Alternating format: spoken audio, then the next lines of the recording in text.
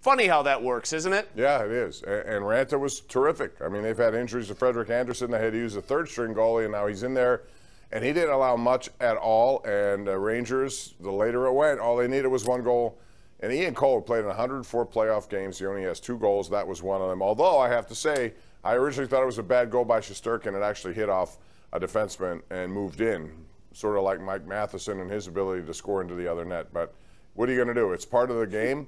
And so it's 1-0 in that one. And the other one has Tampa Bay up 1-0 after they go to Florida and win. And I thought Bobrovsky wasn't particularly good last night. And that's been my concern with that team. Yeah, I think he's probably the big concern, although there's part of me that wonders if he's just better in the playoffs or can be better when he's not playing the Penguins.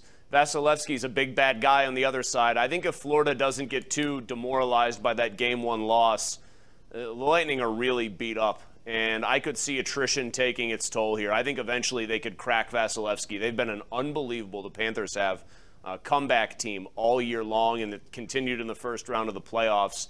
If I were a Panthers fan, I would not despair. If I were an Oilers fan, I wouldn't feel too good. I think Mike Smith gave up 3 goals before most people were in their seats in that game tonight. Great uniform matchup, by the way, and the Flames might actually have the better of the two in that series. By the way, Bob, one more thing.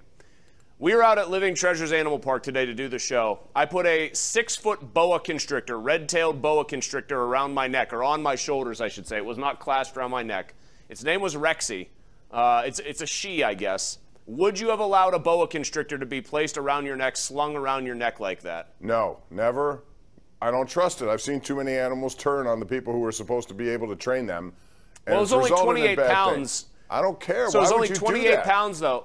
Well, here's the thing, though. Here's why I say 28 pounds. Don't tell me you did it for the YouTube channel. Please not. That's not a good enough reason. I did it, Bob. I did it for my listeners, for our listeners on the show, for our fans. 28 pounds, they say they can only do about 3 pounds of pressure per pound of body weight. I can pull a 90-pound of pressure snake apart. I could have gotten that snake off my shoulders. Not when you're under duress.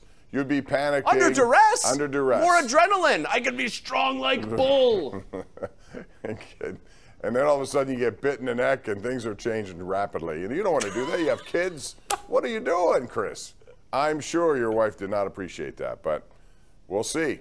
She said she had no issue with it, surprisingly. She just kind of rolled her eyes at me and said, that's you, a complete, doofus so did that I decided to marry. Did Andrew try it? No, he recoiled in complete and total horror from the whole thing. He was mortified and impressed at the same time that I did it.